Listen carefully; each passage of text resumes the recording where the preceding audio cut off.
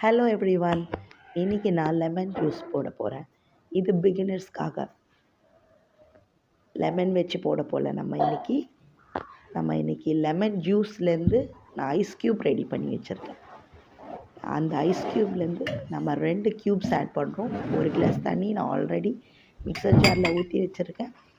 அதில் நம்ம ice cubes add பண்ணிவிட்டு 1/4 ஸ்பூன் நம்ம சால்ட் ஆட் பண்ணுறோம். உங்களுக்கு தேவைப்பட்டால் புதினா இலையோ இல்லை இஞ்சியோ எது வேணாலும் ஆட் பண்ணிக்கலாம். ஆப்ஷனல் தான், உங்களுக்கு விருப்பப்பட்டால். அதுக்கப்புறம் நம்ம 2 டேபிள் ஸ்பூன் சுகர் ஆட் பண்ணுறோம்.